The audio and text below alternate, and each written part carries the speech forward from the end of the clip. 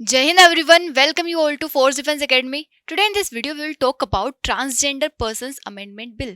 देखिए आज इसमें हम ये भी बात करेंगे कि क्या डेफिनेशन है ट्रांसजेंडर की, क्या लीगल डेफिनेशन है या नहीं है, और ये अमेंडमेंट बिल जो आया है इससे ट्रांसजेंडर पर्सन इटसेल्फ खुश नहीं है, तो ऐसा क्या इस बिल में लाया गया है, और अगर ये अमेंडमेंट बिल है तो इसके पहले कौन सा बिल लाया गया था, सभी की बात करेंगे। तो देखिए अगर अमेंडमेंट बिल है तो इससे हमें समझ आता है कि देयर वॉज प्रीवियस बिल कि पहले कुछ ना कुछ बिल होगा जिसके अंदर अमेंडमेंट लाया गया। तो कौन सा बिल है? तो पहले बिल आया था 2019 में, transgender person protection of rights bill था, 2019 में आया था। इसी का अमेंडमेंट करने के लिए 2026 में आया है। क्या प्रोविजन थे 19 के, 26 में क्या प्रोविजन है, सबकी बात करेंगे। बट हम पहले हिस्ट्री में चलते हैं कि ट्रांसजेंडर जो है इसको कब से एड्रेस किया गया है हमारे देश में। तो ये स्टार्ट किया गया था 2014 से। देखिए नालसा जजमेंट था, इसके अंदर पहली बार कंसिडर किया गया कि ट्रांसजेंडर को हम कंसिडर करेंगे एज अ थर्ड जेंडर। देखिए दो जेंडर पहले कंसिडर किए जाते हैं हमारे देश में, male and female. But after this judgement यहाँ पे रिकॉग्नाइज किया गया पहली बार ट्रांसजेंडर को एज अ पर्सन। उसमें कहा गया कि it would be considered as a third gender, और इसमें यह भी बताया गया कि इनके पास राइट है कि वो सेल्फ आइडेंटिफाई कर सकते हैं, मतलब सेल्फ आइडेंटिफाई कर सकते हैं कि वेदर द पर्सन मतलब खुद को कंसिडर कर रहा है वो ट्रांसजेंडर या नहीं, मतलब सेल्फ परसीव्ड जेंडर आइडेंटिटी था यहाँ पे। और इसको ये मेंशन किया गया है आर्टिकल 21 के अंदर कि हर पर्सन की जो राइट टू लाइफ है, right to life with dignity है, उसी के अंदर पर्सन जो है खुद आइडेंटिफाई कर सकता है अपने आप को, जो भी जेंडर वो समझना चाहता है। तो यहाँ पे ये लॉ आया था नालसा, मतलब नालसा जजमेंट आया था। इसी के बेसिस पे बाद में जितने भी लॉ बनाए गए इसी के बेसिस पे थे। तो 2019 में आता है नेक्स्ट, 2014 में फिर हाँ एक और बिल आता है बीच में, लेकिन राज्यसभा में पास होता है, वो आगे मतलब उसमें ज़्यादा कुछ हो नहीं पाता है, वहीं पे ख़त्म हो जाता है। कोई वेलफेयर रिजर्वेशन की बात करते और एंटी डिस्क्रिमिनेशन की बात करते, बट इसका कोई इनेक्टमेंट नहीं होता है, इनेक्टेड नहीं होता है। फिर 2019 में एक एक्ट आता है, transgender person protection of rights act. इसके अंदर कई सारी चीज़ें बताई जाती है। जैसे पहला बात तो आइडेंटिटी का बताया जाता है कि कोई भी पर्सन अपनी आइडेंटिटी डिफाइन कर सकता है कि सेल्फ परसिव्ड आइडेंटिटी रहेगा। उसके साथ ही इसका सर्टिफिकेट जो रहेगा डीएम इशू करेगा, मतलब इंसान खुद तो एक्सेप्ट कर सकता है, खुद तो बता सकता है कि मैंने अपने आप को ये माना है, उसके लिए बट सर्टिफिकेट इशू कौन करेगा? डिस्ट्रिक्ट मजिस्ट्रेट करेंगे। उसके बाद welfare schemes, national council for transgender person, इसके बारे में भी बात की गई थी इसमें। बट इसमें कुछ क्रिटिसिजम्स थे। क्या क्रिटिसिजम थे, कहाँ पे यहाँ पे क्रिटिसाइज किया जा रहा था कि इनके लिए कोई भी पर्टिकुलर रिजर्वेशन नहीं है। उसके साथ ही अगर कई बार ऐसा हो जाता है कि या तो फोर्सफुली किसी को कोई मतलब ट्रांसफॉर्मेशन करवाया जाता है, या फिर कई बार ऐसा हो जाता है कि मतलब कई सारे लोग फेक आइडेंटिटी, मतलब फेक अपने आप को बताते हैं कि वो ट्रांसजेंडर है, और उनके जो भी राइट्स मिल रहे हैं, जो भी उनके लिए बेनिफिट्स प्रोवाइड करवाए गए हैं, उनका गलत यूज़ करते हैं। तो उसके लिए पनिशमेंट बहुत वीक थी, मतलब कोई स्ट्रिक्ट पनिशमेंट नहीं थी। उसके साथ ही ब्यूरोक्रेटिक सर्टिफिकेट प्रोसेस थी, मतलब डीएम से यहाँ पे इशू करवाना पड़ेगा सर्टिफिकेट। तो ये इसके कुछ क्रिटिसिजम्स थे। फिर बाद में अभी मतलब 2026 में फिर लोकसभा में आता है नया बिल इसके अमेंडमेंट के लिए, जो कि 13 मार्च 2026 को यहाँ पे इंट्रोड्यूस हुआ है 2019 के एक्ट को रिप्लेस करने के लिए। इसके फीचर की अगर हम बात करें तो पहला तो ये जो सेल्फ आइडेंटिफिकेशन वाला था सबसे बड़ा मेजर चेंज, और जिसके लिए यहाँ पे क्रिटिसिज्म भी हो रहा है कि जो सेल्फ आइडेंटिफिकेशन वाला कॉन्सेप्ट था पहले वाले बिल में, उसको यहाँ पे क्या कर दिया है, चेंज कर दिया है। मतलब सेल्फ परसिव्ड जेंडर आइडेंटिटी वाला जो था, इसको यहाँ पे क्या कर दिया, हटा दिया है कि कोई खुद से नहीं बता पाएगा। यहाँ पे मेडिकल बोर्ड रहेगा जो डिफाइन करेगा कि वेदर वो पर्सन है या नहीं, उसके बायोलॉजिकल चीज़ों को चेक करने के बाद, मतलब मेडिकल बोर्ड रहेगा, उसके बाद डीएम का अप्रूवल रहेगा, उसके बाद उस पर्सन को कंसिडर किया जाएगा ट्रांसजेंडर और थर्ड जेंडर। ठीक है, तो यही कंट्रोवर्शियल है यहाँ पे।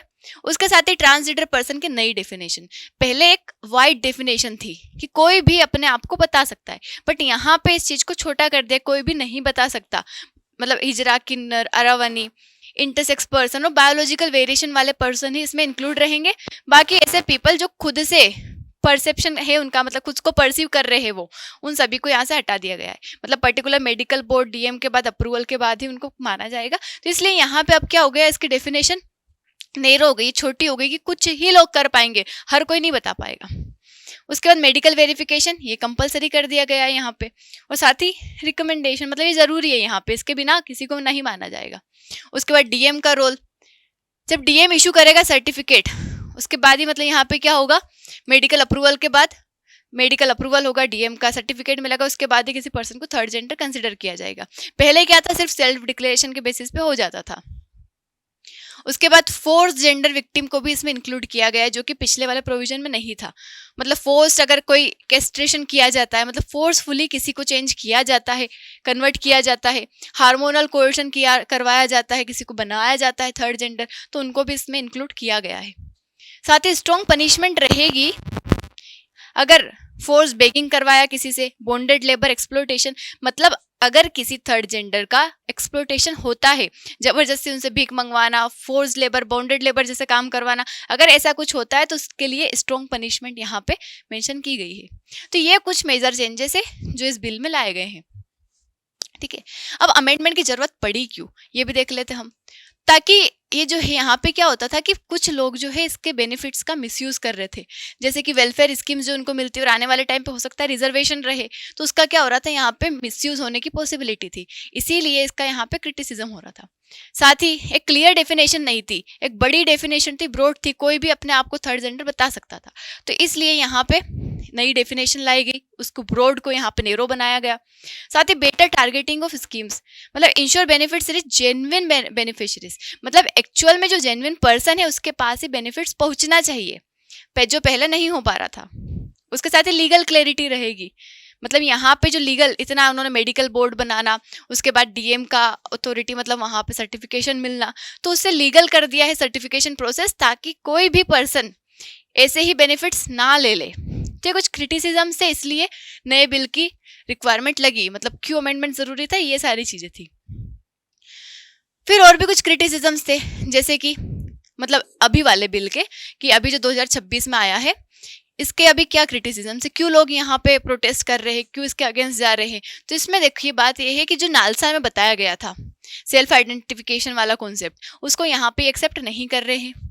उसके साथ ही मेडिकलाइजेशन, मतलब एक तो इंसान की प्राइवेसी, डिग्निटी को अफेक्ट कर रहा है, क्योंकि दूसरे लोगों को इंक्लूड कर रहा है ना, मतलब एक पर्सन की डिग्निटी होती है, उसकी एक प्राइवेसी होती है, उसे क्या करना है क्या नहीं करना है, वो क्या अपने आप को मानता है। तो यहाँ पे ये जो है मेडिकल कंडीशन लगा के इस चीज को यहाँ पे खत्म किया जा रहा है। उसका ब्यूरोक्रेटिक हर्डल्स, मतलब ज्यादा पेपर वर्क होगा, डिले होगा, हेरेसमेंट की रिस्क भी हो सकती है आने वाले टाइम पे। उसके साथ ही एक्सक्लूजन, कई सारी आइडेंटिटी जो है उनका एक्सक्लूजन कर दिया गया है, gender fluid, non binary individual जो है इनको एक्सक्लूड कर दिया गया है। इनका मतलब क्या होता है, लाइक जेंडर फ्लूइड और नॉन बाइनरी, मतलब कि कुछ पर्सन किसी को, मतलब जेंडर फ्लूइड मतलब sometimes a person feels like, मतलब उसे लगता है he is a man, mainly behave करता है, समटाइम्स बिहेव लाइक गर्लिश, और समटाइम्स उसे लगता है कि मैं क्या हूँ, मतलब कंफ्यूज रहता है, अलग अलग, तो जेंडर फ्लूइड है। और नॉन बाइनरी मतलब neither a man NOR a girl, मतलब नोर अ विमन, और समटाइम्स बोथ कि हाँ मेन और वुमन, मतलब कुछ कंफ्यूजन है यहाँ पे, एग्जैक्ट नहीं है। तो ऐसे लोगों को भी यहाँ से एक्सक्लूड कर दिया गया है जो कि पिछले वाले एक्ट में इंक्लूड थे। उसके बाद प्रोटेस्ट, नेशन वाइड प्रोटेस्ट हो रहे हैं अलग अलग जगह पे, दिल्ली में और कई सारी जगह पे इसको लेके। तो हम यहाँ पे एक बार और पूरा देख सकते हैं कि क्या क्या चेंजेस पिछले और इस वाले बिल में हुए हैं। तो पहले एक्ट था, अभी बिल है, अभी पास होके एक्ट नहीं बना है। ठीक है, तो पहला जो था नालसा के ऊपर डिपेंडेंट था, मतलब नालसा में जो बताया गया था सेल्फ आइडेंटिफिकेशन वाला कॉन्सेप्ट उसके अकॉर्डिंग था, बट अभी जो है उस कॉन्सेप्ट को इंक्लूड नहीं किया है। जेंडर आइडेंटिटी सेल्फ परसीव्ड था, बट यहाँ पे सेल्फ आइडेंटिफिकेशन को हटा दिया है। ट्रांसजेंडर की डेफिनेशन पहले ब्रॉड थी, कई सारे को इंक्लूड किया था, like gender fluid person, non binary person, सबको इंक्लूड किया था, यहाँ पे नैरो डेफिनेशन बना दी है और सेल्फ आइडेंटिफिकेशन वाला कॉन्सेप्ट हटा दिया है।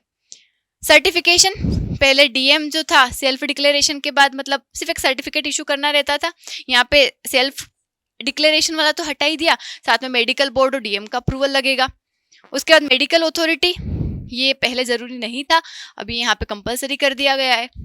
अप्रोच, ये राइट बेस्ड थी कि जो मतलब सबको अधिकार था अपनी डिग्निटी का, जो चाहता है वैसा बता सकता है, बट उसको यहाँ पे रेगुलेशन बना दिया है, वेरिफिकेशन बना दिया है।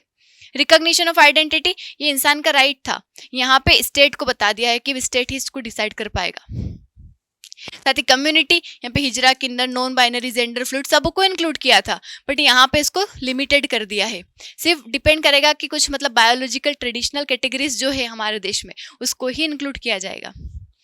उसके साथ ही प्रोटेक्शन फ्रॉम डिस्क्रिमिनेशन यहाँ पे था, एजुकेशन, जॉब्स, हेल्थ केयर सब में अगर इनके साथ अगर भेदभाव हो रहा है तो वो यहाँ पे उससे प्रोटेक्शन मिलता था। हालांकि इसको कंटिन्यू किया गया है, ऐसा कुछ नहीं है कि इसको नहीं किया है। पनिशमेंट फॉर क्राइम्स तो ये कम थी, यहाँ पे अगर क्राइम होता है तो कम पेनल्टी थी, जिसको यहाँ पे स्ट्रॉन्ग कर दिया है।